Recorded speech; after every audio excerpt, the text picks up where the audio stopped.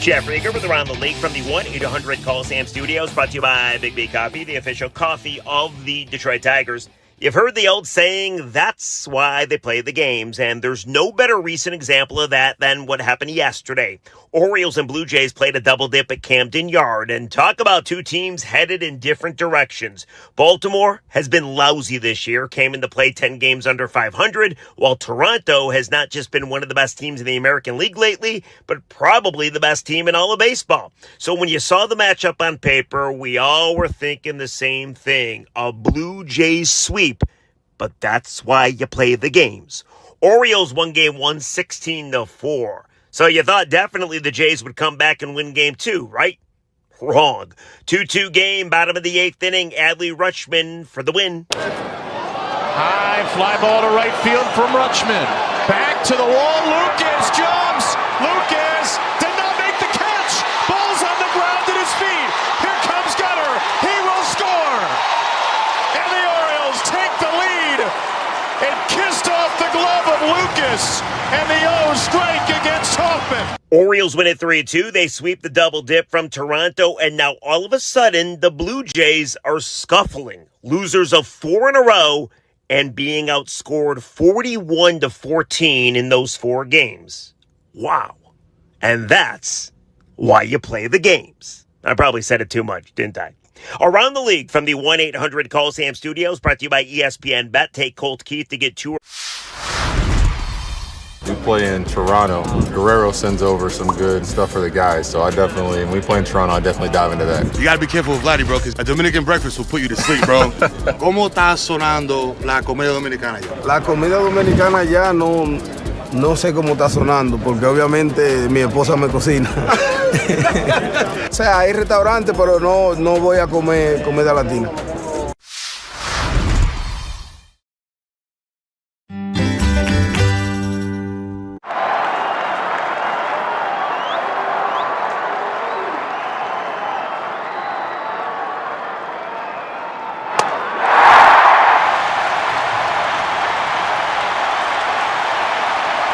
So these is MLB Network talent stars. Okay. The stars of MLB Network. Can I trade a pack of these for a signed Lawrence Shahadi card? How about we do a little bit of both? A little money, a little trade. Will you open it up and see if you like it? They're really nice. If I sign it, does that equal the Lawrence Shahadi 20? All right. Do we have a good trade? We have a good trade. Thank you so much. That was fun. Nice doing business with you.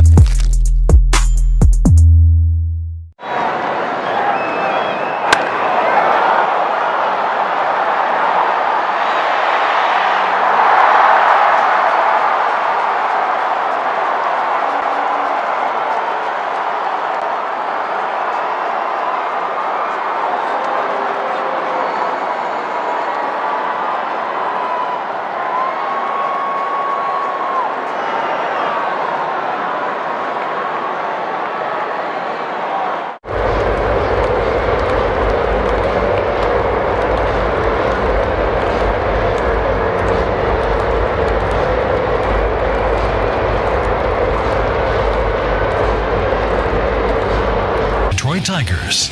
Good evening, Tiger fans. This is Bobby Scales, the Tiger from the Field Report. We're here with Diamondback play-by-play man, just all-around good dude, Mike Farron. Mike, thanks for being on with us today. Bobby, it is great to see you. I feel like we just did this in Atlanta. We got to hang out at the All-Star game together, so it's great to see you in person. Yeah, we sure did. It was fun. So let's talk about these D-backs. You're in here. You're working for these guys right now. Like we said, 51-55, fourth in the West. Come off of losing a series in Pittsburgh. Pittsburgh's found some form lately. They're playing pretty good baseball. So we'll start first with the really the best part of this baseball team. Of late, struggling a little bit, but overall, this offense has been fantastic. Eugenio Suarez, Geraldo Perdomo, Ketel Marte, Corbin Carroll have been fantastic for this team all year long. Just what did you see from these guys, and kind of what's been the difference post-break for these guys? Yeah, and I would say up until this last week, Josh Naylor, too, they just traded to Seattle. I mean, listen, the last 2 years, this offense has really been clicking, and I think a major reason why is because Ketel Marte has finally reached superstardom, and Corbin Carroll, I know he struggled at times last year, is one of the best players in the game.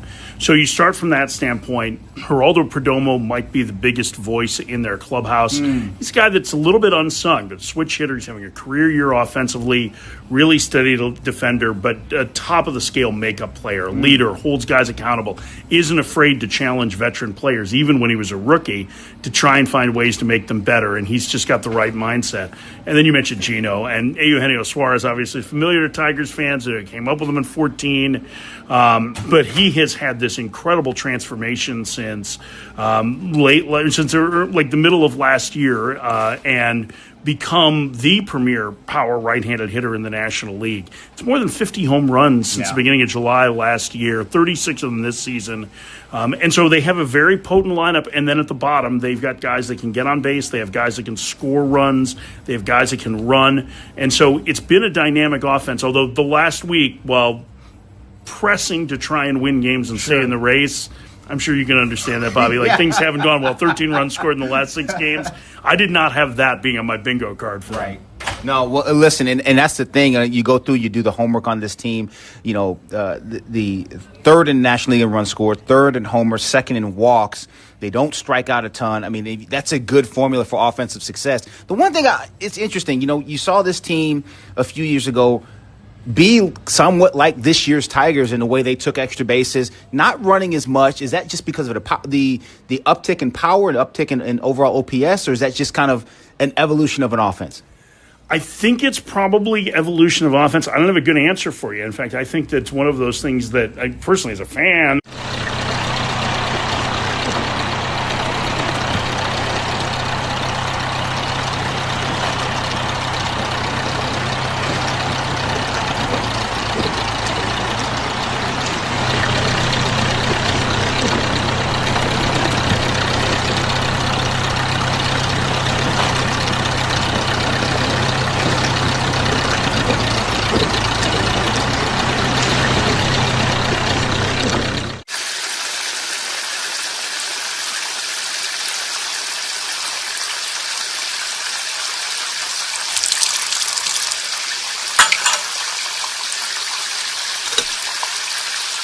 challenge you more. All those things are interrelated, and it was a good reminder. We saw the Tigers' offense struggle, and we saw the pitching struggle. That's right. Over a several-week stretch. That's right, and you know, that's the beauty of this game is how tightly related all these aspects are. The 1-1 to McKinstry, swinging a foul back to the screen on a 95-mile-an-hour fastball, 1-2. Yeah, and you'll have times, and you know it, you feel it as a hitter. You know, there'll be times where if you're on a team, the staff's not that great. Gosh, man, hey, we got to get 6 or 7, boys. That's a hard way to have a chance tonight, and it works the other way too.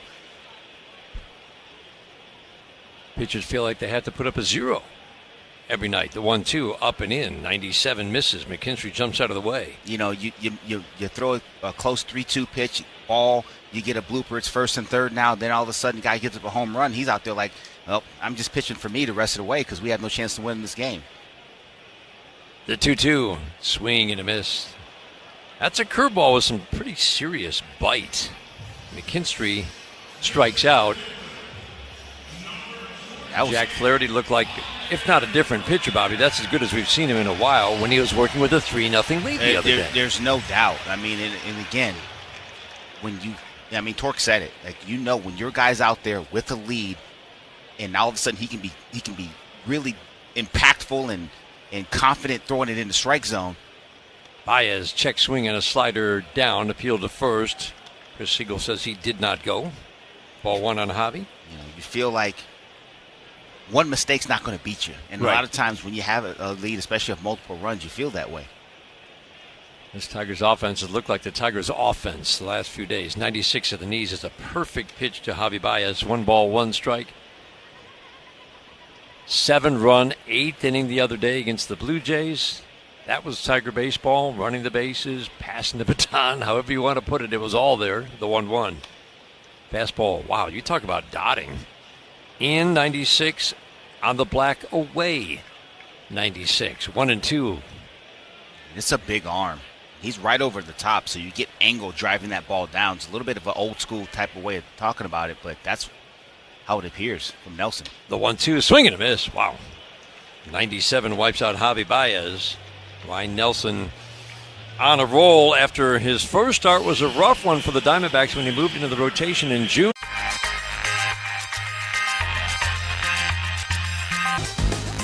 To see all this excitement around what I love to do growing up, it's crazy. What's your favorite thing about this whole event so far? The fusion of sports, entertainment, and cards. That's awesome. Because to me, cards have always been entertainment, and they're getting their just dessert now.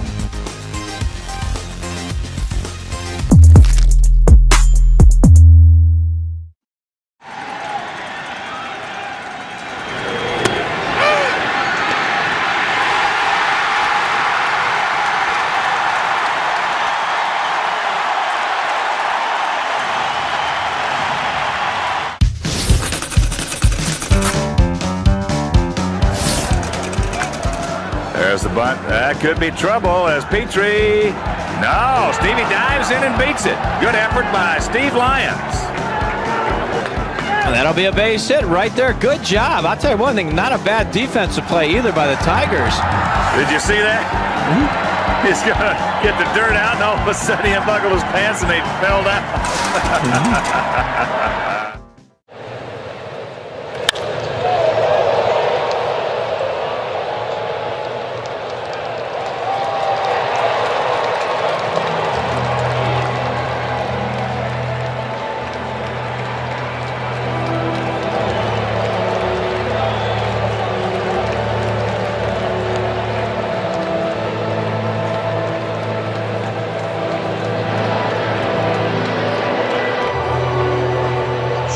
$100 to nonprofits supporting Michigan kids. Go Tigers!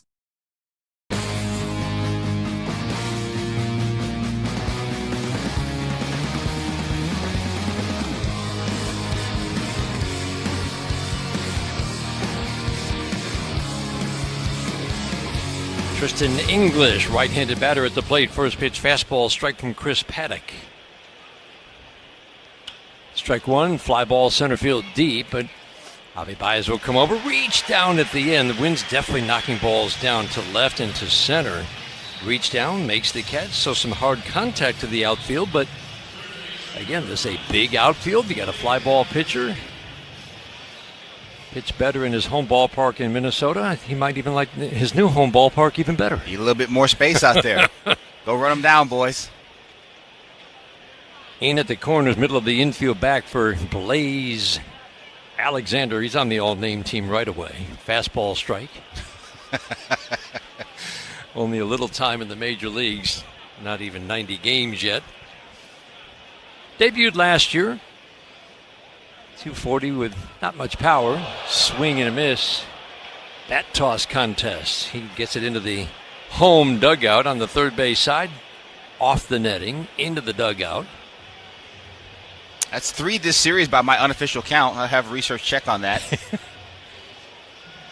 What do you think of when you see that, Bobby? I mean, yeah, you want to hold the bat loosely when you swing, right? You don't want to have a death grip on it, but when you see, I mean, you throw the barrel of the bat at the ball, but you don't.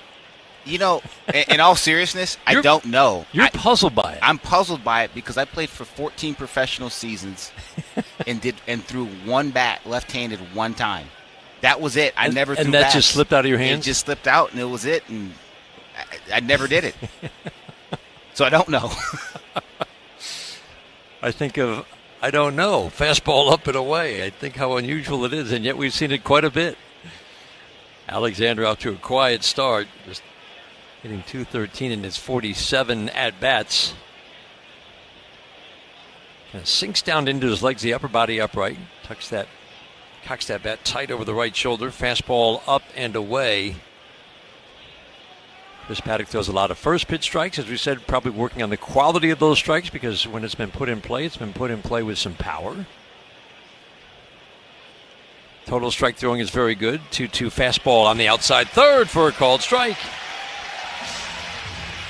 But what the Tigers look at, Bobby, they're looking at a guy who track record says it's going to be low walks. Yep.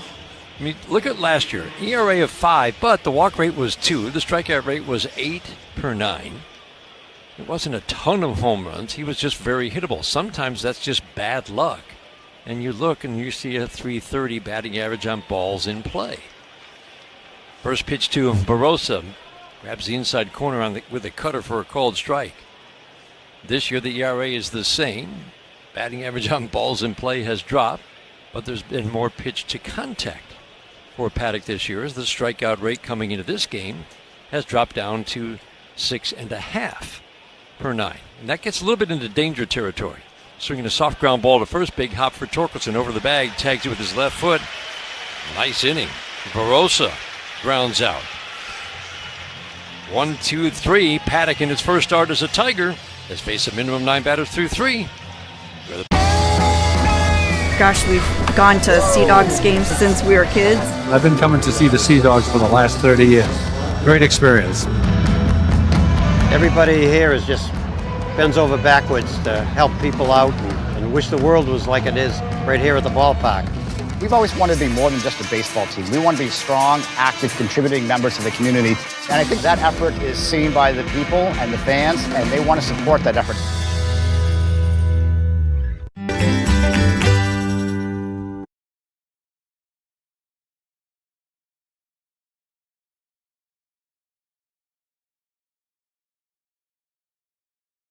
$100 to nonprofits supporting Michigan kids. Go Tigers!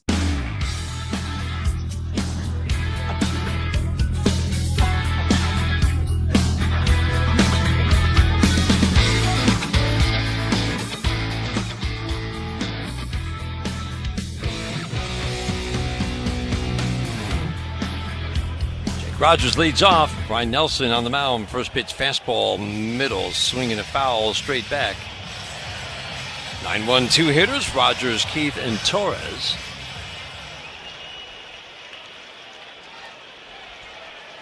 Nelson moved in the rotation. He was in the rotation all last year for Arizona. Fastball misses in. Rogers jackknifes out of the way. This year started in the bullpen, moved into the rotation in early June, gave up 7 runs in his first start in 3 innings at Cincinnati. Now he's on an 8-game roll. From the first base side into his motion, the 1-1. Swinging a soft little tap foul right at home plate. Third inning today is brought to you by Mastercraft Heating, Cooling, Plumbing, and Electric. For fast service and the best price, choose Mastercraft. Last 8 starts coming into this game. Season ERA is 3.29. He's got a 1.99 ERA in his last 8 starts, and that covers 45 innings of work. Just 29 hits allowed. And a very low home run total against, just 5 home runs. Tigers offense that has certainly heated up the last 3 days. 27 runs. Swing and a miss. Fastball up and in. And he's kind of as advertised, Bobby. He is pounding these righties with fastballs up especially. And that was a pretty good first trip through the lineup. 2 singles. Now he's retired 5 in a row and struck out the last 3. Yeah, it is. It's pretty, like we said, explosive stuff, Dan. Good heater. I think the delivery and his arm angle is causing the Tiger hitters a little bit of problems. Keith turned on a fastball, singled his first time up. He takes a fastball away. No score. We're in the bottom of the 3rd inning. Alexander at 3rd, Perdomo at short, Marte at 2nd. That's a pretty good double play combination up the middle. It's an Arizona team that grades out a little bit below average. They're actually bottom 5 by defensive runs saved this year. English at first. He's looked good there the last 2 days. Ground ball up the middle, a base hit into center field. Cutter in. But that's got to be such a good feeling for Colt Keith, standing on first in consecutive at-bats. He's been standing on first. He has been searching for that swing. Those are 2 good at-bats from a guy who's buried lefties. And again, Dan, not trying to do too much with it. That was a cutter. It never got in. It kind of spun in the middle of the plate. Colt Keith didn't miss it and took advantage of that mistake from Nelson. Didn't try to do too much. Hit a hard ground ball up the middle. That's a knock. He's on first base with 1 out here in the 3rd. Bobby, I'm not great at analyzing swings, but that side view of that swing from Colt Keith, that looks like it's just about exactly where he wants to be in terms of balance and that swing. It's balance. It's short. He saw what he saw. He committed to it and stayed short to it and long through it. And that's a formula that's going to work. I don't care where you're playing baseball. Torres swings and misses strike 1 on Gleyber Torres. Now he swings and fouls it out of play. Injury report is brought to you by McLaren Health, the official healthcare system of the Detroit Tigers. Alex Cobb, 2 scoreless innings in a rehab start, 4 strikeouts, but you can just tell the frustration. I mean, he's just pitching through. I think it's a lot of pain right now with the hip issues, left and right. I mean, it's not like it's one. I mean, it's both hips. And I admire him. He's trying to come back. He's battling. The results were good last night. It's just you realize he is pitching in a lot of pain, and that's not a good way to go when you're coming off rehab. Curveball low and away, 2-2 on Gleyber Torres. And the part that's affected by that is, okay, let's say, hypothetically, of course, he gets back in a place where he can pitch on a major. What is he going to be like? What's his recovery going to look like? Right. How usable is he going to be in the next start? If it ends up being out of the bullpen, I'm just saying, can I use him the next day or 2 days from now? Probably not. Right. Fastball foul back to the screen. Again, holding for Alex Cobb. He's trying to come back, but the hits are, it's just not getting a whole lot better in terms of the pain. So, when you're talking about how much pain can he stand, that's going to determine when he comes back. That's a tough way to go. Keith at first with one out. He'll draw a throw, flip over to first. That's why Nelson is not allowed to steal this year. No. In 90 innings of work. I mean, there's a lot in as to why. His delivery is short. It's a short little leg kick, but also, too, he throws 60% fastballs. That's a great pitch to run on, or to throw on if you're a catcher. 2-2, swing and a miss. Fastball again up to righties. That's 5 strikeouts. First 11 batters, all swinging, and mostly on the fastball, forcing fastball up. Injury report brought to you by McLaren Health, the official healthcare system of the Detroit Tigers. The other injury update, Alex Lang was in the clubhouse today. He had a good outing last night. Previous outing, he just wasn't able to throw many strikes.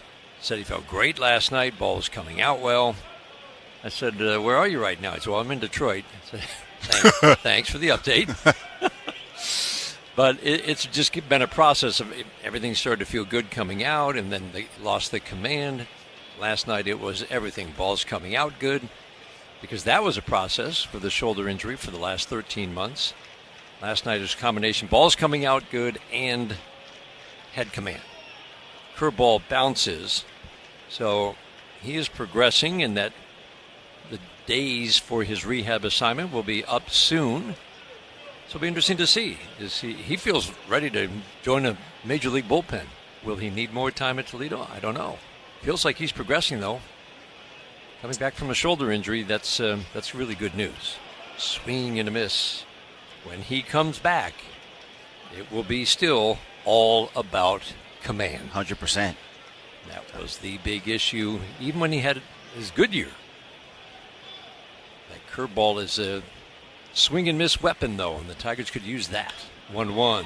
Swinging a pop foul down the left field line. Today's game brought to you in part by Meyer, official partner of the Detroit Tigers. And this series with the Diamondbacks is brought to you by the Sam Bernstein Law Firm. When you need the right call made, 1-800-CALL-SAM. Gary Carpenter had a good night last night. Bounced out his first trip to the plate today, 3 for 5, 3 line drives, 2 doubles. The 1-2. Swinging a high foul fly. There aren't many who could get to that pitch. 97, almost shoulder high. Carpenter pulled it foul down the right field line. Seeing the ball well. He's seen it well. I would be shocked if he didn't get changeup away or curveball away here, given that swing. 97 in, pulls it foul. 1-2, fastball away. But Dan, to your point with Alex Lang, I mean, I'd be hard-pressed to believe that once he does get activated, he doesn't get optioned, at least for a little while. I mean, he's just needs a little more time. A ton of time, and he's got 2 options, so it's not like the Tigers don't have that flexibility. 2-2. Swinging a line drive down the right field line, base hit into the corner. Called Keith Kimoto, rounding second, heading to third. Joey Cora's windmilling that left arm, sending Keith home. Throw, no throw. It's going to go to third base. Triple for Kerry Carpenter. Tigers take a 1-0 lead in the third. Oh, that's a great send by Joey Cora. And the best part about it, Dan, the way the Tigers run the bases, Colt Keith knew to keep running hard to Joey. Joey was windmilling him around early. And then the only question was Kerry Carpenter was going to get to third base. They redirected the relay throw from home to third base, and he gets in there safely. Didn't slide. It was a little close for comfort over there, but he made it. 1-0 Tigers here, bottom 3 on the RBI triple off the bat of Kerry Carpenter. Wow. 4 line drive hits the last 2 days. 3 for extra bases. Gary Carpenter is back. Ground ball softly to first off the bat of Riley Green. English will make the play unassisted. Crosses the bag with his right foot on into the Arizona dugout. Carpenter's 2-out RBI triple gives the Tigers a lead. We head to the 4th. 1-0 Tigers on the Detroit Tigers Radio Network, presented by Meyer. At Comerica Bank, we're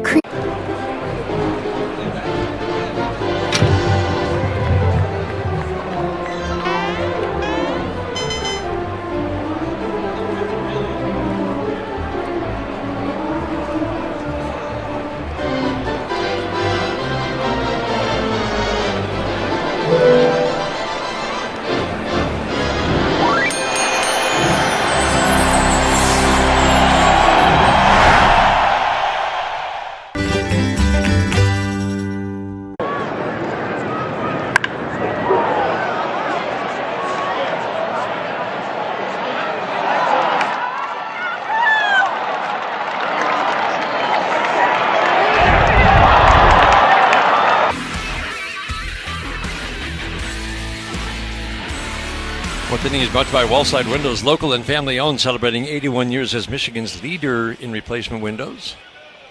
Today's game brought in part by Blue Cross Blue Shield of Michigan, ready to help 1-0 Tigers. That lead that we talk about for a starting pitcher, even if it's 1 run, it can make a difference. Corbin Carroll at the plate. Paddock has faced a minimum 9 batters through 3 in his Tigers debut. Fly ball right field down the line. That's going to get to the wall in a hurry. Over to field at Wenzel Perez, who'll get the throw into Gleyber Torres quickly. But Corbin Carroll starts the 4th inning with a leadoff double. 1-0 Tigers on top. That's a speedy runner representing the potential tying run at second base. Yeah, cutter down and in. Didn't get where he wanted it to get to. Corbin Carroll hits a 1-hop shot off that wall. Wenzel Perez does a nice job of getting there and limiting that hit to a double.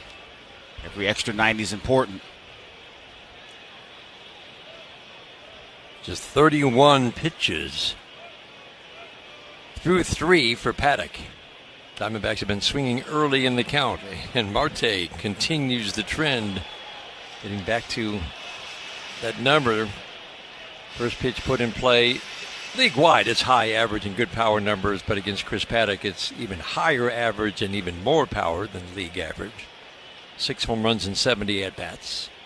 Curveball up and away. Chris Paddock has a opposite platoon split. It's not quite as severe as Ryan Nelson's, so he's a little bit tougher on lefties. It's mostly because they have a lower batting average against him. Both lefties and righties have hit him for power. 1-1. Ground ball wide of first, backhanded by Torkelson. He'll lead Paddock to the bag with an easy flip.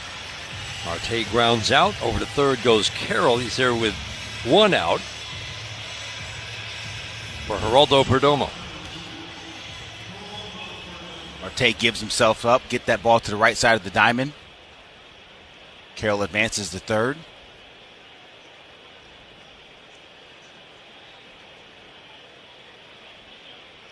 Paddock puts that glove over the face as he leans in to get the sign from PitchCom. First pitch, drive to the right center field gap. That's going to be fielded on 1 hop by Wenzel Perez.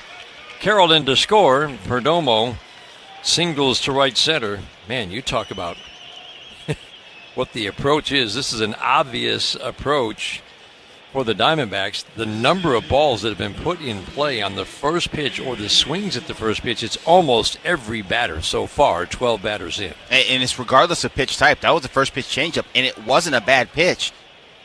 Perdomo goes down, and it's down and away from him, just hooks it over in the right field for a knock. Suarez swung at the first pitch his first time up. Cutter misses low and away.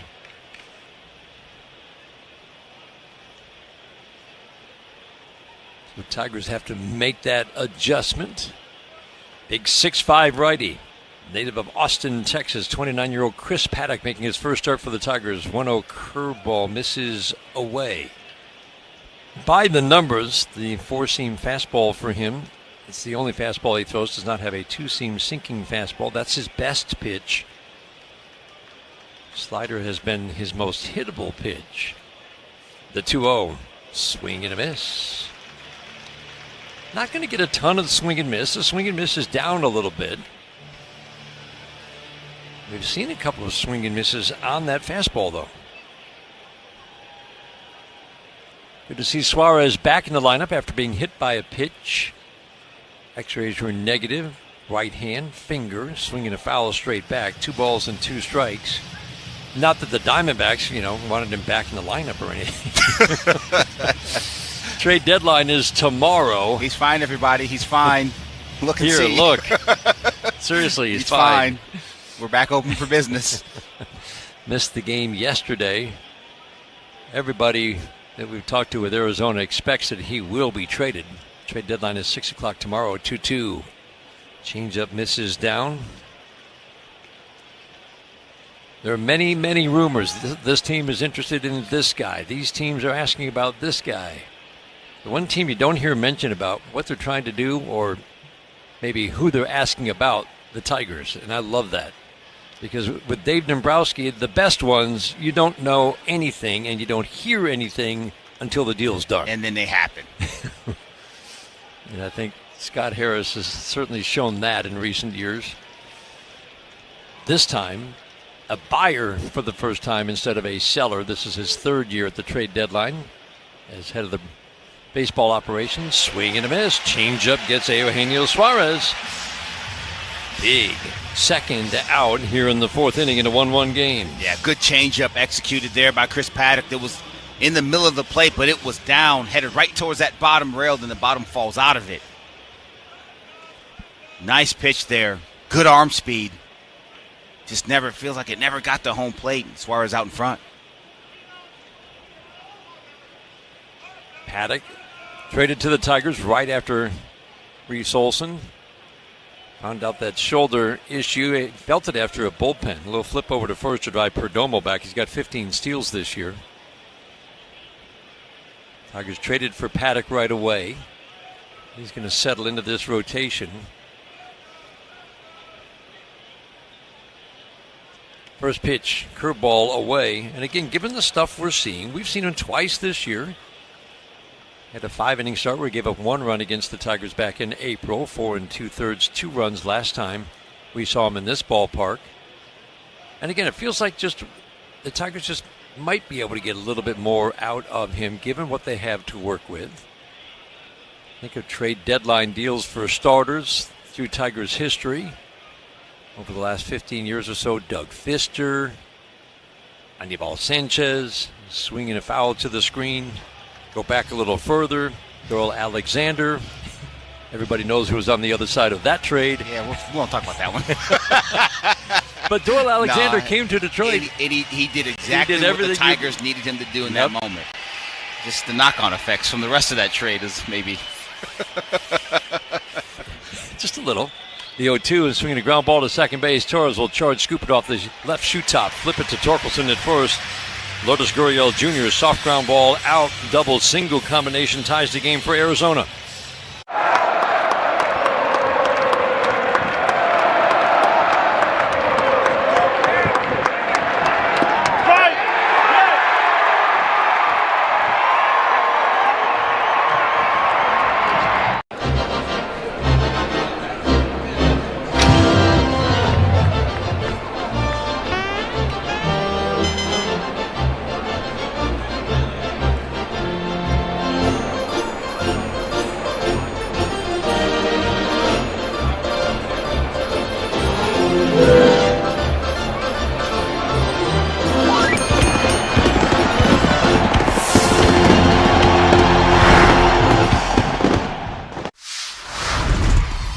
Do you guys make your own brisket here? Yes, we do.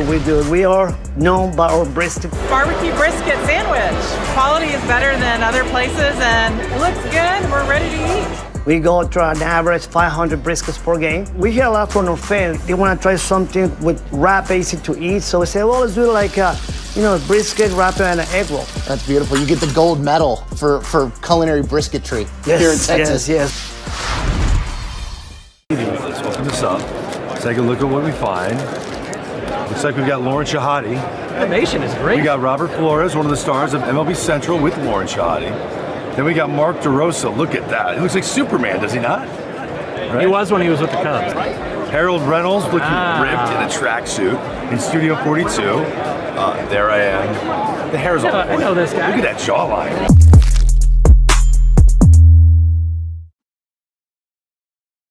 D Las Vegas. It's your home for Detroit sports in Vegas.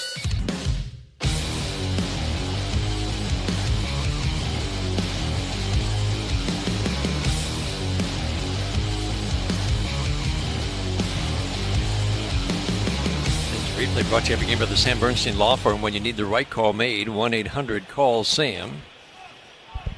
Spencer Torkelson leads off 1-1 game in the fourth. First pitch from Ryan Nelson. Fastball backs him away. Fly ball to right. Good swing first time up for Torkelson. Keith with a couple of hits today. Carpenter with an RBI triple to drive home Keith last inning. Green with a line drive single. Some good at-bats for lefties today. Torkelson swings and taps it foul at home plate. Let's pause for station identification on the Detroit Tigers radio network.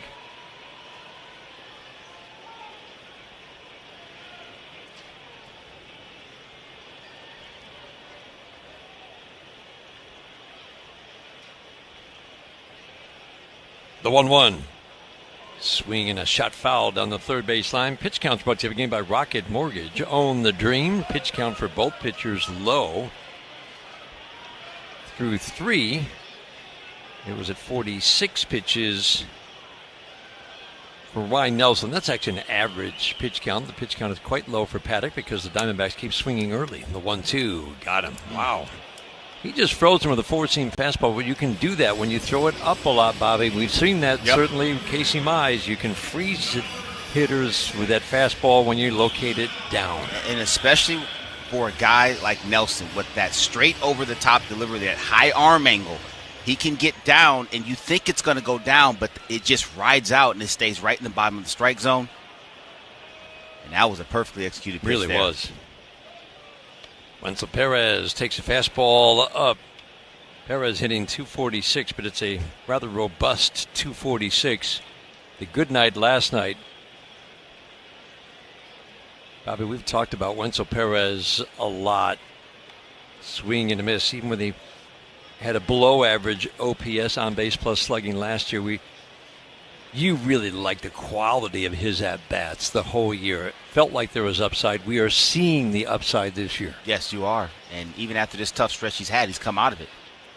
Cutter, perfect on the black inside. 1-2 on Wenzel Perez. And when he's hitting from both sides of the plate, when he's having solid at-bats from both sides of the plate, he provides AJ with so much flexibility. You look across the way, Torey Lovello has 4 switch hitters at any given point in time, whereas the Tigers only have 1 in Perez. Fastball way in. Del Castillo was setting up away. 2 balls, 2 strikes. And just having that one, you can kind of see where AJ's looking for different pockets where he puts Wenzel Perez because he can. It forces the other side to make different decisions, and especially if he's swinging the bat well from both sides of the plate. All the skills were on display last night. The 2-2 and swinging a slicing drive deep down the left field line. The speed with 2 stolen bases, 4 runs, double, triple, but at his best, he's lining the ball all over the ballpark. All over the ballpark from both sides. We touched on the speed. I think the stolen base element could be something he could improve upon as we move forward. 2-2, swinging the foul out of play. That's a pretty good foul right there. It is a good foul. That 96, 97 up has been wiping hitters out.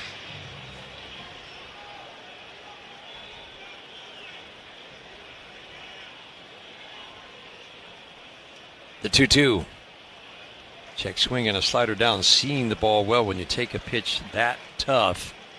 EJ was asked about him today. He said, we're looking at a really good player. Yeah. Had a bit of a rough stretch.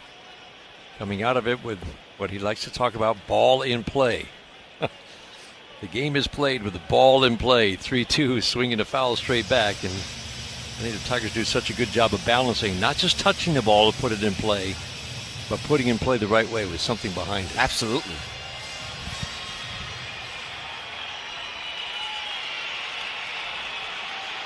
Four home runs from the left side, 3 from the right. This is not a guy who gives up home runs. The 3-2. Ground ball to second base. Marte 2 steps to his left, 1 step onto the outfield grass. Will flip it to English at first. 2 up, 2 down here in the 4th inning in a 1-1 game. And that'll leave it up to Zach McKinstry. Nelson, this is his best trip through opposing orders, the second trip through. And this is when he gave up the run, the Keith single, the Carpenter triple. But this is when he's been at his toughest. Numbers jump a little bit third time through. But this is a really good arm. Zach McKinstry takes fastball up and away. Struck out first time up on the fastball. No walks, 6 strikeouts for Ryan Nelson. 1-1 game. We're in the bottom of the 4th inning. First base side of the rubber. Just a quick step back with the left foot. Then he lifts the left leg, drives to home plate. Ground ball to short to Perdomo. Just to the left of second base. Strong throw to English at first. And another strong inning for Ryan Nelson and the Diamondbacks. We head to the 5th inning in a 1-1 game on the Detroit Tigers Radio Network, presented by Meyer. Hi, Tigers fans. It's Dan Dick. First pitch slider at the knees for a called strike. 5th inning today is brought to you by Figer Law. All they do is win. Strikeout update brought to you by Carbless, the official ready-to-drink canned cocktail of the Detroit Tigers. 1-1 tie. We're in the bottom of the 5th inning to strike one. Check swing. Did he go? No appeal down to first. Jim Wolf says he went. I was waiting. Like, oh, he's not appealing. Jake kept asking to ask him down there first. Jim Wolf said, I got it. I got it, Jake. You went too far. That's all the hitter wants, right? But when it's that obvious, the home plate umpire is free to weigh in with his own opinion. Down on the count, no balls, 2 strikes. Nelson into his motion, the pitch. Swing and a long slicing foul down the right field line. I'll tell you what else you're not going to do. You're not going to ask Jim Wolf too many times. He might roll you up, too, because he ain't missed any workouts. He is jacked, man. Holy cow. Didn't he? Every year, just keeps getting more and more. Getting older, getting more fit. It's unbelievable. 0-2, ground ball to short. Perdomo will get around it, bobble it, spin, pick it up, throw it wild. He still had time to get Jake Rogers. Rogers will go down to second base and make it. Oh, man. Perdomo's got to be frustrated on many levels there. He bobbled it. He knew he still had time, but when he did the full 360 spin and throw, he threw wildly to first. That should be a double error. That should be, yeah. Error on the catch and the throw for Perdomo. He did not have to hurry. Jake does many things well. Running fast is not one of them. He had plenty of time after he bobbled it, especially because Jake hit it pretty hard to him. That said, 1 out here in the bottom of the 5th inning. Tigers are in business with a runner on second. This is a big opportunity in this game, the way he's throwing the baseball right now. They only go up with 1 error, but really that could have been 2. It should be 2 errors. It really should be 2.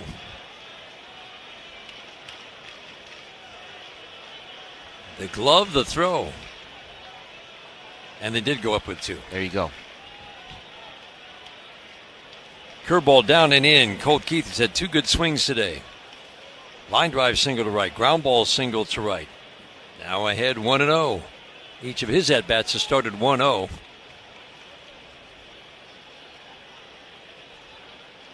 The 1-0. Fastball right at the bottom rail for a called strike.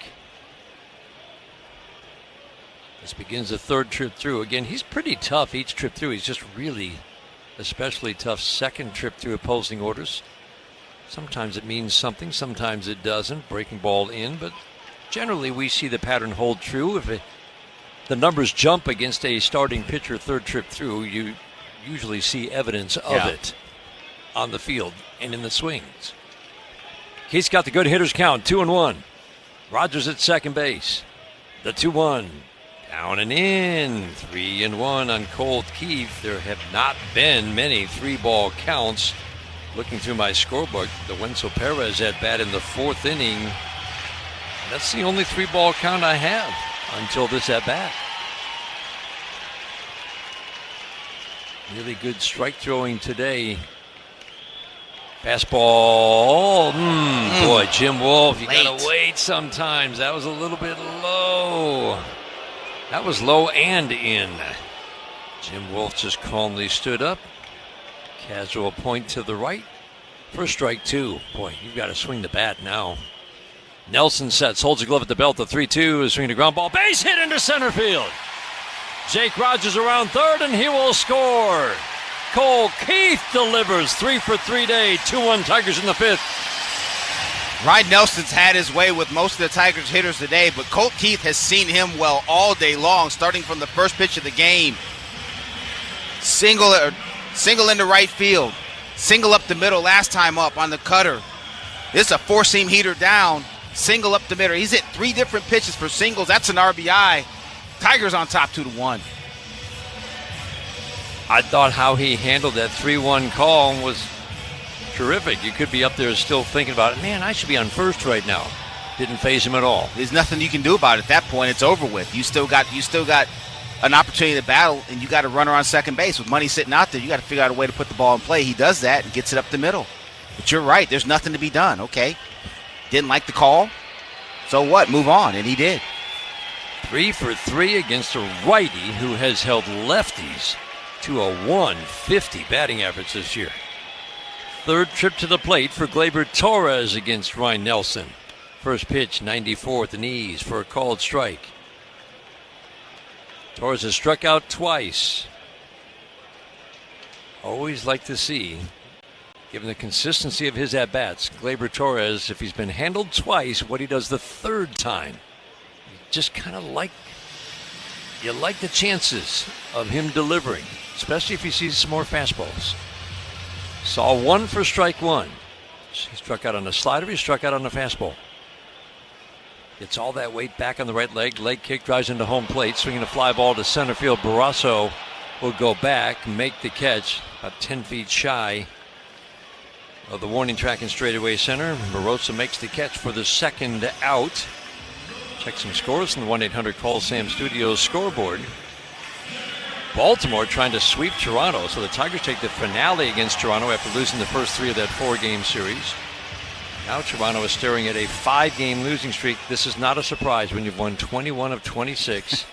You're going to cool off. The correction's coming? It's correction's coming. Baltimore leading 5-4 in the 6th inning. They wiped them out yesterday 16-4. Carpenter, fastball, strike 1. That pitch is freezing a lot of hitters today. And that's the one you got to handle because the one up is really, really difficult to hit. When he gives you a fastball down, easy to say sitting here, but those are the ones you got to handle. It was a curveball that Carpenter hit for the triple. Change-up, swing and a miss. 88, same spot. So kind of like what Casey Mize does with his fastball split combination. Yeah. Fastball's up. Then you ride it at the bottom rail, use a changeup off of that. With Nelson, there's not a lot of sinking or fading action to it. It's a good old school. It's pretty old school stuff. It's a four-seam fastball and a straight change off of it. The 0-2 off the plate and in at 97, holding that velocity quite nicely. Boston 4-1 over Minnesota. That game's in Minneapolis in the top of the 5th inning. Toronto started the day with a 4-game lead over the Yankees, 5 over Boston. Chicago 1-0 over Milwaukee in the first. The 1-2, breaking ball in the dirt, soft body block for Del Castillo. Nice block out to the left. That keeps Keith at first base. Milwaukee started the day with a 2-game lead over the Cubs in the National League Central because they've gotten really hot. They right now have the second best run differential in all of baseball to the Chicago Cubs. Carpenter waiting on a 2-2 on the way. Swinging a fly ball, right field. Watch it fly. Gone.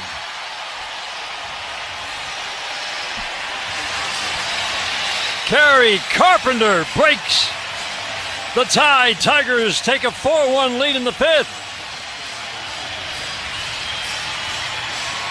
Kerry took a fastball down early in the count. It wasn't in the same spot, but he got one off the top rail right there. Kerry Carpenter doesn't miss too many heaters, Dan. That ball was smashed over the right field fence, and he knew it the second he touched it. 97 up, and he drilled it. The 2-1 game becomes a 4-1 game. This offense looks completely different. Started against Toronto on Sunday. Curveball strike to Riley Green. And now an explosion. 5 runs, 12 runs. And the offense coming alive against a really tough pitcher today. Swing and a miss, slider in the dirt. Riley wanted to follow up Carpenter's home run with one of his own. Riley's selfish. He don't want too many people to have too much fun without him, does he? 26th home run yesterday was a thing of beauty. The 0-2, fastball high and tight. Every Tigers home run this year is a Little Caesars Pizza home run. Order online for delivery or Pizza Portal pickup. 4-1 Tigers in the 5th inning, trying to sweep the Arizona Diamondbacks. Great swings by the lefties today against Ryan Nelson. The 1-2 fly ball center field, fairly deep, but Barossa will go back and make the catch. Good swing for Green. It's the 3rd out of the 5th. Tigers score 3. An error opens the door and the Tigers take full advantage. Carpenter's 17th of the year makes it a 4-1 game after 5 on the Detroit Tigers Radio Network, presented by Meyer.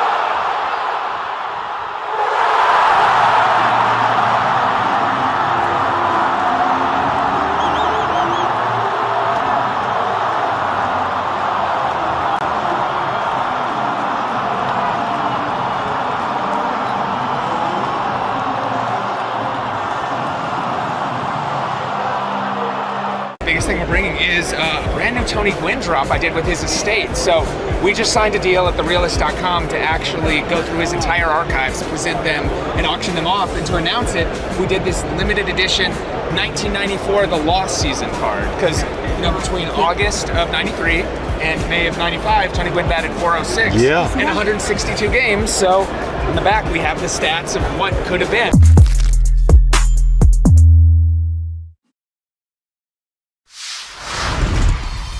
I feel like food and sharing a meal with someone is a universal language. You can't go to a ballpark and not have a nice hot dog. So if I'm at the ballpark, I'm gonna get a nice heavy glizzy. You gotta have chili on there, you gotta have cheese. If your hot dog isn't bending in the middle because it's like about to fall apart, then you're not doing it right. So you gotta have a glizzy and then something cold, whatever it is, beer, lemonade. You gotta have something cold to wash that hot dog down with.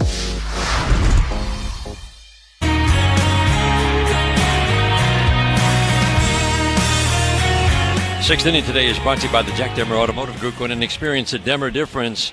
Kerry Carpenter with a triple and a home run today. Get him a couple more at-bats. He's taking the first 2 pieces, the hardest part of his cycle, out of the picture. That's right. 4-1 Tigers go to the top of the 6th inning. 4-seam fastball strike. It has been an up and down year for Chris Paddock. 2 very rough starts to begin the year. And then he went on a 12-game roll. And then when Pablo Lopez got hurt, it seemed like the entire Twins rotation went, whoof. What do we do now? Pitch? Bailey Ober started to struggle. Paddock, who'd been on a roll, started to struggle. His last start before being traded to the Tigers was 6 shutout innings against the Dodgers in L.A. That'll catch your eye. Barossa takes a pitch up, 1 ball, 2 strikes. And now he has started his first start with the Tigers. He started his Tigers career with 5 really good innings. Swing and a miss on a curveball. That's the kind of pitch, Bobby, that I think the Tigers are looking at like, oh, look, we got something to work with here. The curveball's been good today. Yes, it has. And that, as good as it's been, I think that might have been the best one of the day. Good downward action from Paddock. And you're right, the collection of things in aggregate, you just got to probably sharpen them up just a little bit. If you can get that marginal gain, you might really have something here. Curveball misses off the plate inside. I mean, this was potentially just a terrific, aggressive move by Scott Harris. Changeup in the dirt. Reese Olson goes down. They waste no time in adding Paddock.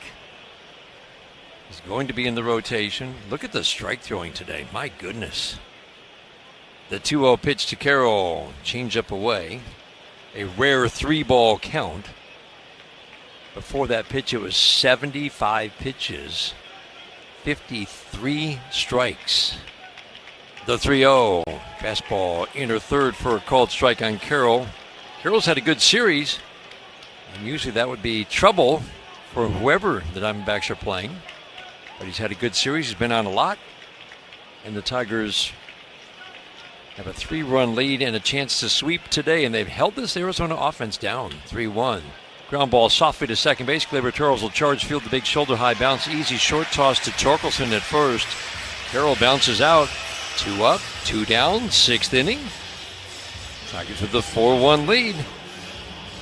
Pitching has been outstanding the last 4 days, Bobby. It really has. And again, you talk about, go back to Torque's comments. Bats have picked up, the pitching's picked back up. I mean, it's those aren't always in synergy like that, but boy, it certainly helps when your boys are getting you some runs. Marte at the plate. He takes a changeup on the black away, gets the called strike. Tremendous strike throwing, no walks, 5 strikeouts. 6, 7, 8 hitters battled him last inning, and he ended up getting all 3. Changeup just off the edge. There's been some hard contact, but to the outfield. Tiger outfielders have tracked them down today. Carpenter, Baez, Perez have all made nice running catches. The 1-1. Fastball up. Rogers likes what he sees, points the glove out, but it's been consistent strike ones. 76% strike ones. Remember, league average is in the low 60s. The 2-1. Curveball misses high, so back-to-back 3-ball counts against the Diamondbacks batter. Bullpen getting busy for the Tigers. And Hannafy getting loose. 3-1, swing and a miss, fastball up. Left side of the infield shifts to the right. That puts McKinstry at short, right up the middle. The outfield plays Marte batting lefty against the righty. They plan to go the opposite way just slightly. Everybody shifts to the left a little bit. The 3-2. Swinging a ground ball to first. Nice big hop for Torkelson. Fields it off to the glove side. Easy flip to Paddock covering the bag at first. If that's the end of the day for Paddock, it might not be, but if it is, that's a heck of a 6-inning start. He gets Marte. His pitch count is still low, and he's given the Tigers 6 strong innings. We go to the bottom.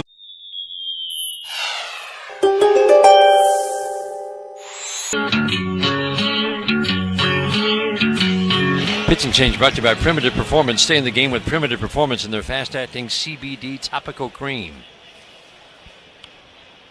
Wenzel Perez batting righty against the new pitcher, the lefty, Kyle Backus. Takes over on the mound. We saw him in the first game on Monday. Struck out the side after giving up an opening single. Did not face Wenzel Perez. Fastball in. This is what we remember from the other day. He was just pounding right-handed batters in. That's what he does with that two-seam fastball and that sweeper he throws. Just about 99% of the stuff he throws is one of those 2 pitches. Line driving to left center field. It's going to drop for a base hit. And extra bases for Wenzel Perez. Rounding first, heading to second. Up with the ball, Barossa. But a stand-up double for Wenzel Perez on an 0-2. The good swings continue for Wenzel. I can't tell you right now, there is no better feeling for a switch hitter. You see that opposite side come out of the bullpen. They're targeting you to turn you around. Then you do something like that, split a gap on a sinker up. Wenzel tattooed that ball into the gap. They cut it off, but it was too deep. That's a stand-up double for Wenzel Perez. Backus is making his major league debut this year. He's a rookie, 27-year-old rookie. 11 2/3 innings of work. Tough at bat for a lefty. I think that is a vast understatement. Zach McKinstry takes a sweeper away. Side armor, who works third base side, steps way over toward the first base line. Big crossbody fire with the sweeper. Swinging line drive, slicing fair down the left field line. How about that? Zach McKinstry tucks it in into the stands. It'll be a ground rule double, and to score comes Wenzel Perez. McKinstry delivers. 5-1 Tigers in the 6th. Can't tell you how good that hitting is. You're right, Dan. It's hard enough left on left. But when you got all the angles and things that Backus throws at you from the left side, low arm angle, creates angle because he's so wide. Zach McKinstry just sliced the backhand into the down the left field line. It tucks it in just inside.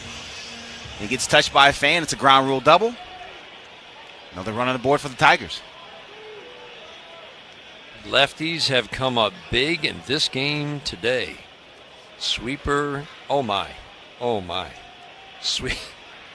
Sweeper, they kept digging for the back door, didn't even get to the top step of the back porch, and called strike one on Javi Baez. Woo! The strike one. Down and in at the back foot with a sinker. 1 ball, 1 strike. Lefties, it's worth repeating, had done nothing against Ryan Nelson, hitting 150 with no power. Cole Keith goes 3 for 3. Kerry Carpenter goes 2 for 3. Those two leading the way from the left side. Carpenter with a triple and a 2-run home run.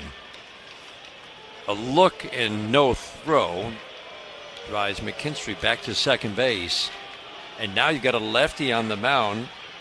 Again, not much time in the major leagues, but tough for a lefty. Lefties were 1 for 18 against Backus this year, and McKinstry doubles. Line drive to left field, hit too hard right at Gurriel Jr.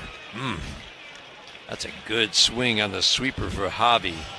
It's a line out for the second out.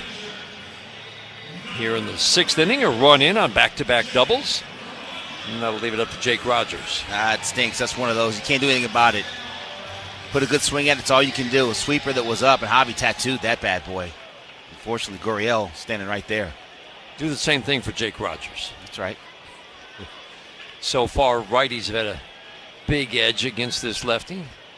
10 for 27 coming in. Sinker has Jake jumping back out of the way. Reached on a big error last inning. There was a double error on Perdomo, the shortstop, with the glove and then with the throw. Fly ball, left field. This one's deep. Going back, Gurriel Jr. looking up. Gone! Jake Rogers, 2-run shot. Tigers having some fun now. They've got a 7-1 lead in the 6th. And you said do the same thing for Jake Rogers. He did.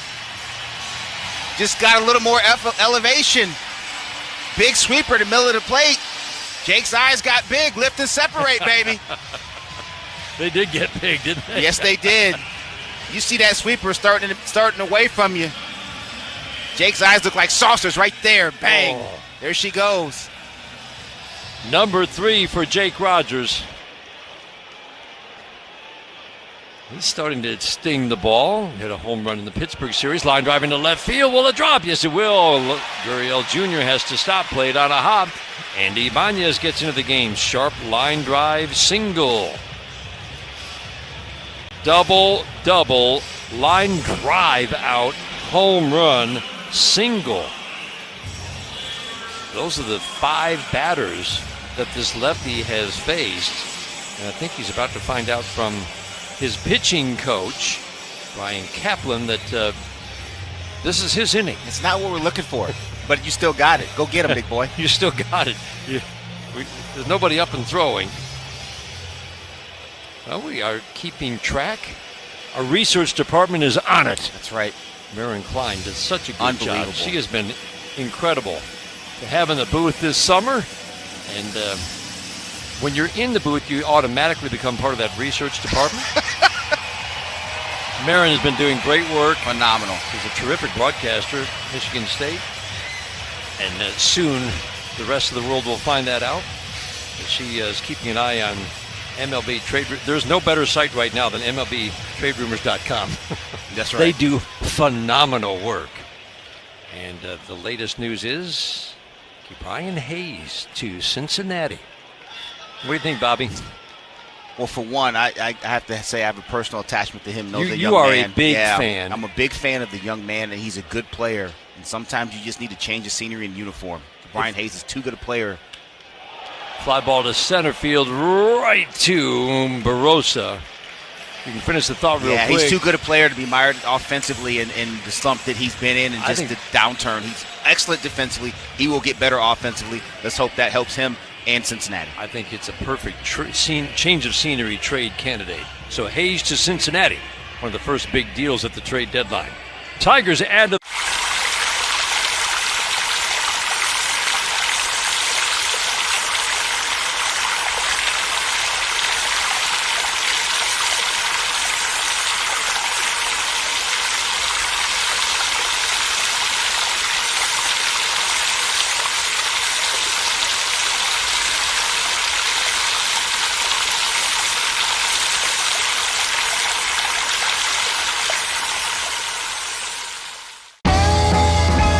Gosh, we've gone to Sea Dogs games since we were kids. I've been coming to see the Sea Dogs for the last 30 years. Great experience. Everybody here is just bends over backwards to help people out and wish the world was like it is right here at the ballpark. We've always wanted to be more than just a baseball team. We want to be strong, active, contributing members of the community. And I think that effort is seen by the people and the fans, and they want to support that effort. It's a five-man umpiring crew here today, and this young superstar is in the stands. And did their feet get tangled up? Yes, so Hoppy tripped, or he might have caught that ball. Down. There's a fastball, and there's a flying bat. It's a high car. And that ball is off the ladder. It's actually off the ladder. You never see that. Haggerty is on with an infield hit. A little tumble behind the mound, hat fell off. That was awesome. I mean, you just don't see that. Michigan Lottery. Knowing your limits is always the best bet. Major League Baseball trademarks used with permission. Ready to replace your old windows and doors? You'll always hit a grand slam with Pella Detroit. Call Pella Detroit at 248-292-5000 for a free consultation today.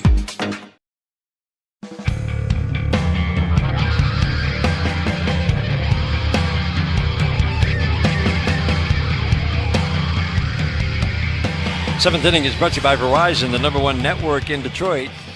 7-1 Tigers. We head to the seventh inning. Pitch and change brought to you by your Southeast Michigan Ford dealers. Think forward first. Brendan Hanafy on the mound. First pitch, fastball up. Geraldo Perdomo at the plate. Suarez Gurriel Jr. to follow. Chris Paddock goes 6 strong innings. So back-to-back starts now against the Dodgers for the Twins. 6 shutout innings with 8 strikeouts. And this Tigers debut, 6 innings, 1 run on just 3 hits with 5 strikeouts and no walks. Perdomo fouls it out of play. 1 ball, 1 strike. Brendan Hanafy's numbers are quite good. Ground ball up the middle, and that's where Zach McKinstry is. He fields it just to the right field side of second on the dirt, flips it over to Torkelson. 1 up and 1 down. 7th inning, 7-1 Tigers. Brendan Hanafy, I like the way AJ's been using him lately, Bobby, kind of looking for those pockets of righties, getting that confidence back. I don't think he ever lost confidence, but lefties have had the big edge, obviously, and now he's getting on a bit of a nice roll. Yeah, absolutely. He's a big piece of this Tiger bullpen. Slider gets the call from Jim Wolf, down and away from the righty, Eugenio Suarez. His ability to get guys to put the baseball on the ground is incredible. The strike one. Sinker misses in. That is his pitch. It's a power pitch. Suarez 0 for 2 against the starter, Paddock. Line drive deep to left field. Good catch by Carpenter. Struck out last time. Shot to short. Grabbed by McKinstry for out number 2. Backhanded the sharp line drive. 2 outs here in the 7th. Yeah, that's a good swing by Suarez. He got to the bottom of that sinker. Looked like it had just enough action for him to make it a low line drive instead of one that had any height to it, could carry. But there was a Zach McKinstry standing right there. Brings up Lourdes Gurriel Jr., right-handed batter. First pitch fastball, strike 1. Hanafy went through a stretch in June where he gave up 2 runs 3 times in the space of 5 outings. Now, since then, swing and a miss slider. No balls and 2 strikes. Just 1 earned run on 10 hits his last 12 innings of work. And again, it's not going to be much swing and miss. Only 6 strikeouts. But as Bobby said, soft contact. And when you pair that with a lot of ground balls, that's a very valuable guy to have. The 0-2. Sinker, 96. Down. Jake likes what he sees. Points the glove out. 1 and 2. That thing's just a power sinker, too.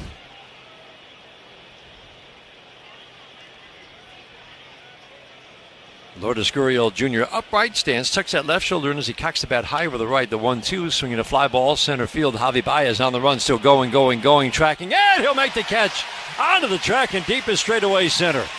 What a fine play. Javi Baez hasn't been in center field for months, and he goes out and makes a play like that. He's just playing in the playground when he does something like that. Stop it, Javi. Cut it out. Wow. Tracked it, hauled it in the deepest part of the ballpark. Lourdes Gurriel Jr. with a deep drive. It's out.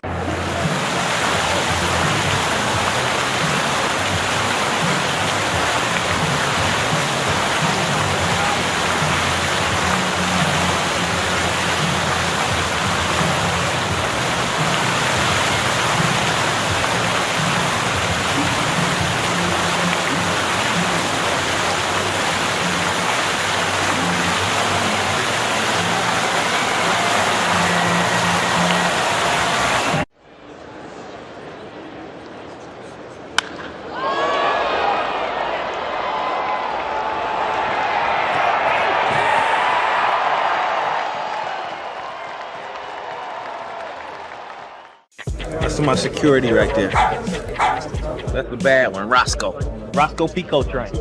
Major League Baseball wanted to start doing something with the players and their dogs. Which one's the dog? I was undecided on whether to do a dog card or not, but my wife pushed me in the back and she wanted a famous dog, so she told me to do it.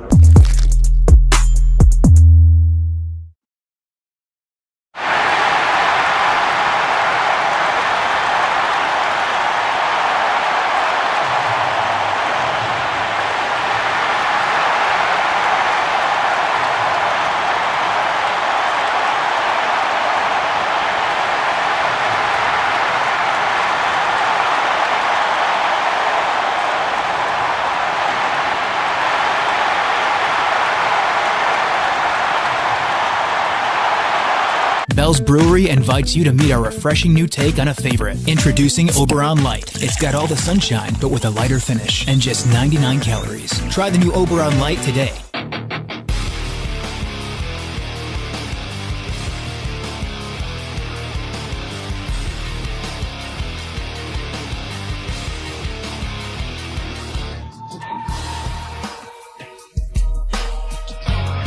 Copyrighted broadcast presented by authority. The Detroit Tigers may not be reproduced or retransmitted in any form, and the accounts and descriptions of this game may not be disseminated without the express written consent of the Detroit Tigers. Gary Carpenter takes first pitch curveball away. The new pitching change brought to you by Primitive Performance. Stay in the game with Primitive Performance and their fast-acting CBD topical cream. 1-0 curveball, a little bit high.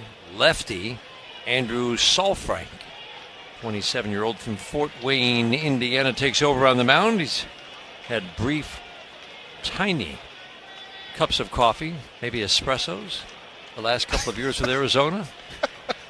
Just 11 innings the last 2 years, 5 innings this year for this lefty. He's had success when he's been here. 5 shutout innings so far for the lefty. Pitch misses 3-0. The 3-0 pitch a little bit low. And Kerry Carpenter, left on left, draws a 4-pitch walk. He's had a triple, a home run, and that just killed his chances at perhaps getting enough at-bats to hit for the cycle. South Frank out of that Arizona bullpen. Last worked on the 26th against the Pirates. Third of an inning. Punched out the only batter he saw. Big curveball. Throws out about half the time. 2-seam fastball and 4-seam fastball to go with it. Roddy Green ground ball, base it into right. Carpenter around second, and he will hold. Carroll up with the ball, gets it into Perdomo. That's a good move by Kerry Carpenter. There's no need to over-test that hamstring. He had to test it last night. So a walk and a ground ball single for the two lefties. And now Spencer Torkelson gets a chance to face the lefty. 0 for 3 today. Yeah, Kerry, the ball wasn't hit all that hard. He also had to stop to keep from getting hit by the ball. So it didn't really get, once he took the secondary, had to come to a dead stop. He was easily going to shut that down when he got to second base. Torkelson batting. First pitch curveball. Perfect. Ball 1. It's just so always, when somebody stops at second base on a single, you're like, oh, that stands out. Swinging a tap foul. You're right. He made the right choice to stop there. But the teams that we've been watching for the last several weeks, good base running teams that grade out below average and how often they take the extra base, it is noticeable how much better the Tigers are than just about every other team. Well, every team that we have seen this year, and how aggressive they are. Curveball, strike, with especially, to me, the best single sign. How often do you go first to third? Yeah. Above league average percentage or below it? And that's a real indicator of a good base running team, and the Tigers are just lapping the field with how often they go first to third. Curveball in the dirt, 2 balls and 2 strikes. And make no mistakes, when you're on defense and you have a team that runs the bases as aggressively and as hard as the Tigers do, you know it and you feel it. You will induce, even at this level, you will induce mistakes by the defense when you do that. Torkelson waiting the 2-2, swinging a ground ball deep in the hole at short. No, diving stop by Alexander. He'll throw down to Marte at second. Throw to first is grabbed by English coming off the base. That's a heck of an attempt at a double play. They almost turned it. Simple fourths at second base of Riley Green. Carpenter ends up on third. Torkelson at first. Runners at the corners for Wenzel Perez. Let's pause right now for station identification on the Detroit Tigers Radio Network.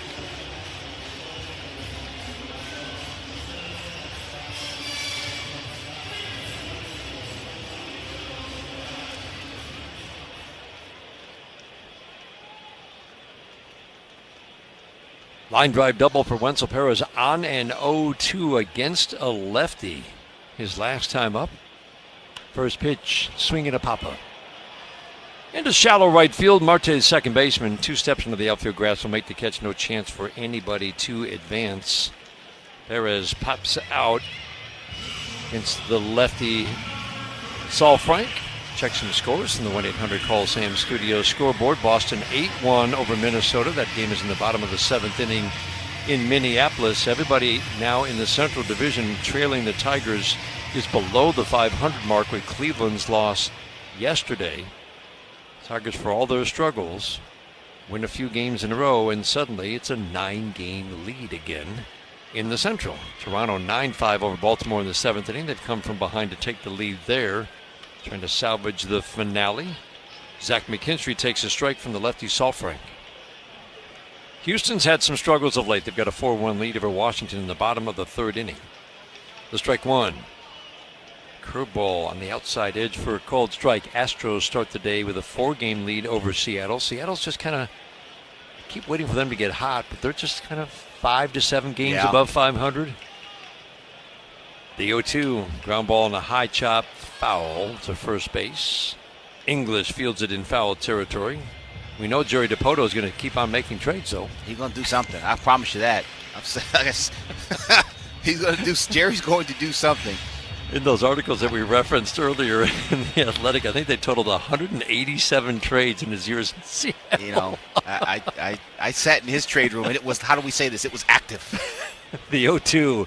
Runner goes, pitch bounces up to home plate. Wow, how about that? Bounced so high in the air, the pitcher Saul Frank came in to field it right by the third base line, maybe 25 feet from home plate. Torkelson took off. He'll go down to second, and I think get credit for a steal because he was off with the pitch. 2 in scoring position now for Zach McKinstry. Never seen a ball hop quite like that. That's a heck of a job by Del Castillo, too, because that ball, I mean, what is it? Is that 56, 57 feet, Dan? I think you're being generous. Okay, and he trying to get any part of his body on it, and he got his shoulder, and it kicked straight up in the air. The 1-2. Curveball up and away. That is his pitch. Throwing it a lot. Facing his 3rd lefty of the inning. Carpenter walked on 4 pitches. Green singled on the first pitch he saw. Now Zach McKinstry has a chance to add 2 runs with a base hit, 2 in scoring position, waiting on a 2-2. On the way. Low and away. What a take. Curveball missed low and outside. That's not an easy pitch for a lefty to take. Not at all. Whew.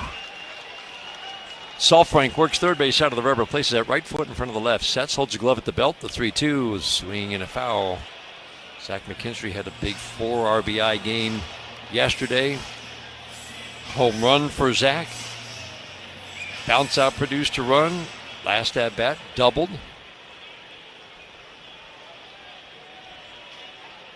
Very shallow and left for Gurriel Jr. The 3-2 is swinging a foul to the screen. If he singles to left field, I'm not sure Torque is going to score. Although, Joey? He's going to send them. I'll tell you right now. It's going to have to be a one-hop scalded bullet with Joey's core right arm to stop waving. Lourdes Gurriel Jr. is as shallow as you will ever see an outfielder. 3-2. Swing and a miss. Sinker got him. 9-pitch battle. McKinstry strikes out. Tigers strand 2 in scoring position. But after 7, the Tigers 6 outs away from a sweep. Have a 7-1 lead over the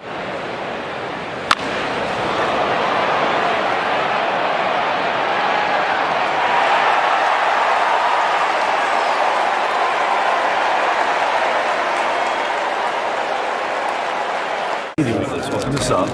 Take a look at what we find. Looks like we've got Lauren Shahadi. Animation is great. We got Robert Flores, one of the stars of MLB Central with Lauren Shahadi. Then we got Mark DeRosa. Look at that. He looks like Superman, does he not? Right? He was when he was with the Cubs. Harold Reynolds looking ripped in a tracksuit in Studio 42. There I am. The hair's on point. I know this guy. Look at that jawline.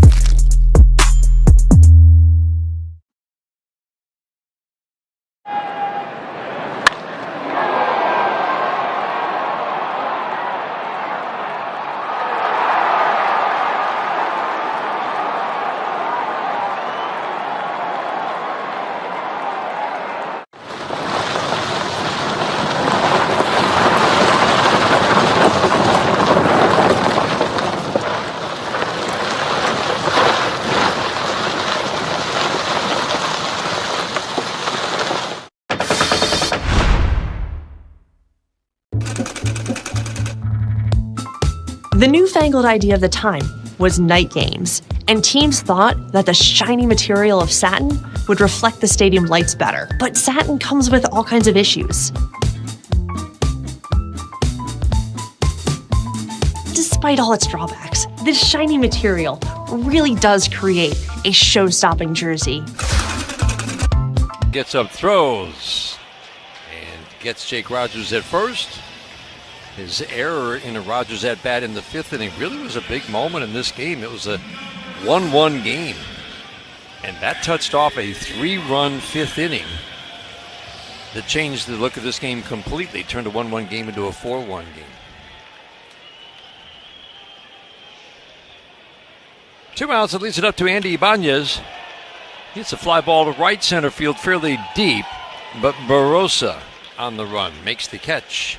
And that is a quick inning for Saul Frank and the Diamondbacks. We head to the 9th inning, 7-1 Tigers after 8 on the Detroit Tigers Radio Network, presented by Meyer. If you're looking for a meaningful career with lots of room to grow, a lot of fans and collectors will look at the T206 set as the more famous of the sets that were produced in the early part of the 20th century. And certainly they would carry more financial value. But when you talk to collectors, some will tell you that these T205s are actually more physically attractive. They're maybe the most physically attractive cards produced prior to World War II.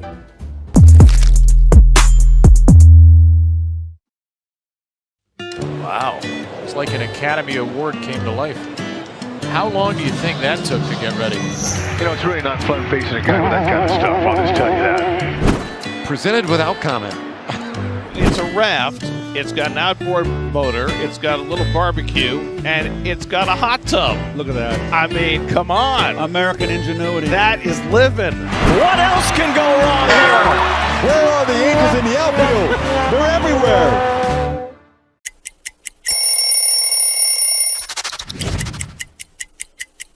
I went to college at Northeastern University, and all my friends were Red Sox fans, and while in my 3 years there, I really grew to appreciate Red Sox Nation and everything that they bring to the table, and once I got my head wrapped around the trade, I was really, really excited. I think they have one of the most iconic logos, these 2 socks right here on the sleeve. I love keeping it simple, really fond of the font, and I think it's a really cool look. Unlimited membership, the official car wash of the Detroit Tigers.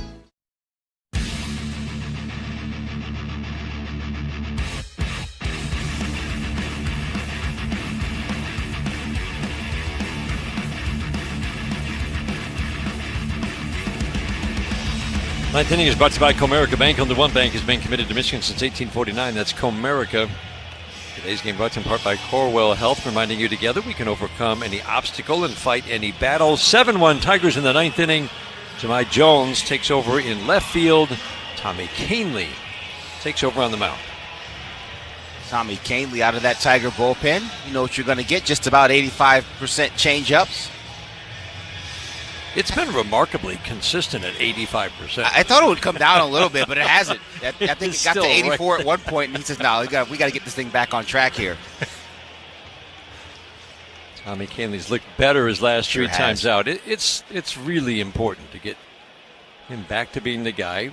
There was probably a correction coming with the very low batting average on balls in play. Opponents were hitting 170. I think that matched his ERA through June. The big struggles that we've detailed. And it was all about, it felt like, Bobby, a changeup that just didn't have any good action to it. Right, and it wasn't doing anything, right? And it's 86, 87 miles an hour, which means if it's not hasn't having the action, it's just a bad fastball. The strike one. Carroll at the plate, changeup down and away. So we look for that movement down. We look for that movement down and away from a lefty. Sometimes it'll go down and in to a lefty or down and away from a righty. The 1-1. Changeup. Got the generous call from Jim Wolf, the home plate umpire. 1 ball, 2 strikes. Last 3 outings have been better. A couple of scoreless outings. Gave up a home run his last time out, but watching the changeup, it does look like it's moving better. 1-2, got him. Fastball froze. Carroll, no chance. You see the fastball every now and then. Some outings he'll use it a little bit more, and some outings he won't use it at all. But that's a great use of the fastball. And it has absolutely nailed the outside edge, too. And I can tell you from experience, when you see a guy that throws that much off speed, then he throws 93, it feels like 109. 1 out, Ketel Marte. There's a changeup that goes down and into a lefty. Swing and a miss, strike 1. And those aren't accidents, Dan. Like he's able to manipulate the baseball which way he wants it to go, and that's the important piece. When he's going through that stretch where it wasn't very good, it wasn't doing anything. It wasn't doing anything. I mean, you go back and look at it. I mean, it was everything, right? Yeah. But it was rockets. It was extra base hits. It was a few home runs. And you go back and look at the contact, the ones that were hit the hardest, they were just changeups sitting. Yeah. In the middle of the strike zone. The strike 1. Swing and a miss. Changeup again. Down and in. Kind of, I mean, the shape looks almost like a slider down and in. It does. When it's really going good, and he cuts that one. When he cuts that one, it does look like a slider. From the stretch, middle of the rubber, sets and holds the glove below the belt. Slide step always. 0-2 changeup. Misses low and in. So important to get Tommy Kahnle back on track, and suddenly that back end of the bullpen is looking a little deeper.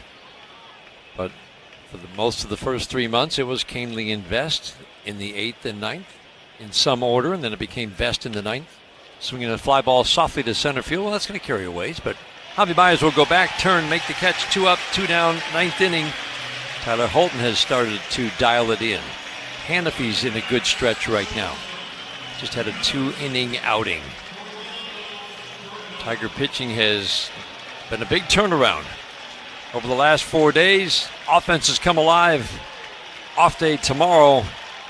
How much different will this team look 2 days from now when the Tigers take the field in Philadelphia against the Phillies on Friday?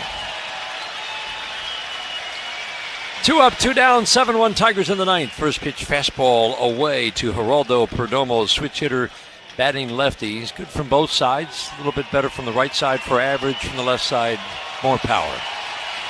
Spreads out, open stance, hands tight to the left shoulder as he cocks a bat over it. The 1-0, changeup at the knees for a called strike 1. Good crowd on hand today, almost 29,000. On their feet, urging Tommy Kahnle to get this final out. 3 in the 5th, 3 in the 6th inning. Turned a 1-1 game into a 7-1 game. The 1-1. Away with the changeup, 2-1 on Perdomo, 2 for 3 today. First 2 hits of the series. Ibanez deep and off the line at third. McKinstry up the middle. The outfield plays him to go the opposite way just slightly. The 2-1 pitch. Misses low with the changeup, 3-1. Eugenio Suarez waiting on deck. Many feel this will be his last game in a Diamondbacks uniform. Kahnle ready. The 3-1, swinging a fly ball right field. That's deep, that's trouble, and that ball is gone. Geraldo Perdomo, hits 11th of the year. That makes it a 7-2 game here in the 9th inning. So a second straight outing that Tommy Kahnle has given up a home run. And that's been the surprising part of these last, this month. It's been just a tough month for Tommy Kahnle, is that we are seeing now the extra base power. Not just hits falling, but extra base hits and home runs flying. Yeah. Then I think that's indicative of the lack of action on the pitch. When you get that action, he gets a lot of the weak pop-ups or the ground balls to the pull side weakly hit because guys are out in front. But when it's not doing a lot, you see it, you can center it up. It can go a long way. 4 home runs now, his last 6 outings, covering 5 innings of work. Suarez takes strike 1. 7-2 Tigers in the 9th inning. Now a line drive to left field, and that's going to get by Jahmai Jones on a couple of skips to the wall. Sharp line drive double for Eugenio Suarez. He'll go in standing up at second base. Home run double. Again, we just didn't see this kind of hard contact like at all through the first 3 months of the season. Try to remind yourself that after a tough stretch, and the tough stretch was a total of 7 games where he gave up 14 runs in just 3 innings of work, it might take him a minute or two to get back to where he was earlier this year. But now we've just seen 2 changeups hit pretty hard. Changeup strike to Lourdes Gurriel Jr. I just wonder, though, I mean, do you use the fastball a little bit more? You can't continue to keep doing so. Even if the changeup isn't as... I agree. Is it moving as much as you want to in the directions you move it to? At some point, okay, I've got to get him off of it some kind of way. That means you can throw more fastballs or you can throw the slider. He throws 1% over the last 2-3 years combined. Right. So you have to do something a little bit different. These are outings where I'd kind of like to see it. Fastball away, yanked the fastball low and away. You know, it's everything matters all the time. I understand that. But it was 7-1 going into this inning. You give up the home run, no problem. Okay, fine. We're still in a situation where the game is relatively safe. Use your fastball a little bit more. Why not? 1-1. Change-up strike. Ooh, didn't get the call. Just in. Just off the plate and into Lourdes Gurriel Jr. 2-1. They count on the righty. Pretty quiet year for Lourdes Gurriel Jr. in 240, modest power numbers. Upright, stance from the right side, tucks that left shoulder in as he cocks the bat over the right. 92-mile-an-hour fastball in, but Bobby, it might be 92, but you pound a righty in like that, effective. You pound a righty in, and you throw so many changeups that guys are behind on it. Not to mention the 2 fastballs he's thrown in this inning have been perfectly located, so certainly you have the ability to do that. Diamondbacks down to their last strike, 2-2. Swing and a soft ground ball foul down the third base line. Home run double off Canely. This crowd still on their feet, urging him to get this final out. Tigers 1 strike away from sweeping the Diamondbacks. Gurriel Jr. digs in. Waiting on another 2-2 from Tommy Canely. On the way outside with a changeup. As in, Jake Rogers has to lunge to his right to grab it. Big miss on the 2-2. Canely ready. Trying to end this game right here. The 3-2. Swinging a ground ball to short. McKinstry knee high. Bounce and easy toss to Torkelson. Tigers win.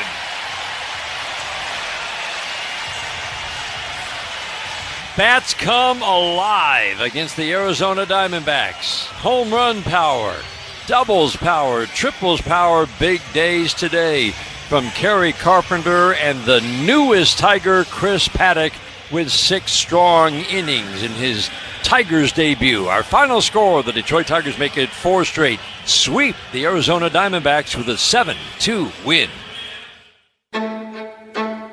GMC trucks weren't built overnight. Like every American achievement, they're a result of dedication. Over 100 years dedicated to the art of engineering and the ambition to always move this country forward. We are professional grade. Michigan residents get $1,000 lease cash. Well-qualified GM employees with a current eligible GMC lease use it to get a 24-month ultra-low mileage lease for $199 per month with $29.99 due at signing on a 2025 Sierra light-duty elevation crew cab 4x4 with a 2.7-liter engine. That's $199 per month with $29.99 due at signing.